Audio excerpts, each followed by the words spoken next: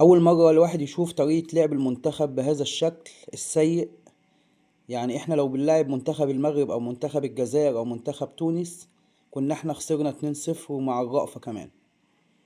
ومع ذلك حقق منتخب مصر بقيادة حسام حسن فوزا مستحقا بثنائية نظيفة على أثيوبيا في المباراة التي جرت اليوم ضمن منافسات الجولة الخامسة بالتصفيات المؤهلة لكأس العالم 2026 والتي أقيمت على ملعب العربي الزولي بالمغرب، وسجل هدف منتخب مصر محمد صلاح وأحمد سيد زيزو. النهاردة صلاح بيلعب بالشوكة والسكينة وخايف على رجله. عمر مرموش نفس النظام، بيلعب بالشوكة والسكينة وخايف على رجله. أفضل لاعب في المباراة النهاردة كان محمود تريزيجيه، وبهذه النتيجة رفع منتخب مصر رصيده إلى 13 نقطة ليواصل تربعه على قمة المجموعة الأولى بتصفيات كأس العالم، بينما تجمد رصيد أثيوبيا عند 3 نقاط. إحنا لو بنلاعب فريق كبير زي منتخب المغرب أو تونس أو الجزائر أو أي فرقة أفريقية تانية، كان المنتخب النهاردة كان بان على حقيقته أكتر من كده، رغم إنك بتلعب مع أثيوبيا الفريق اللي على قده.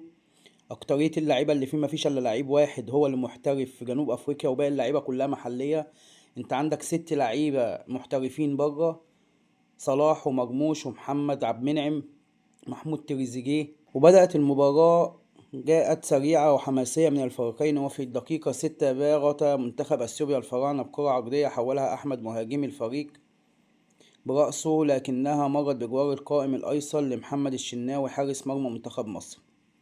ورد زيزو في الدقيقة 14 بتصويبة متقنة كادت تسكن شباك أثيوبيا، ولكنها مرت بجوار القائم بسنتيمترات.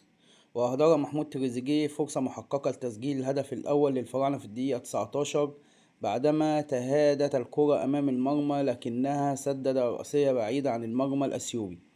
كما أنقذ الحارس الأثيوبي هدفا محققا جديدا من تريزيجيه في الدقيقة 25.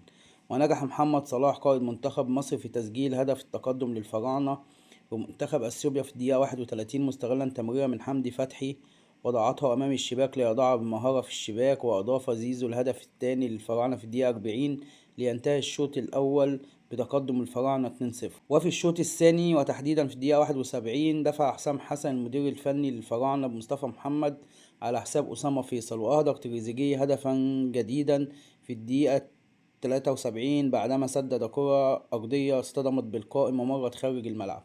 المدير الفني حسام حسن للمنتخب وجه الدعوة ل 24 لاعب لخوض هذا اللقاء، بالإضافة إلى مواجهة سيراليون الثلاثاء المقبل إن شاء الله في الجولة السادسة باستاد القاهرة الدولي، من بينهما 6 محترفين على رأسهم قائد الفريق محمد صلاح مهاجم ليفربول، وعمر مرموش مهاجم مانشستر سيتي، ومحمود حسن تريزيجيه جناح الريان القطري الذي يتقاسم صدارة هداف المنتخب مع صلاح برصيد 5 أهداف.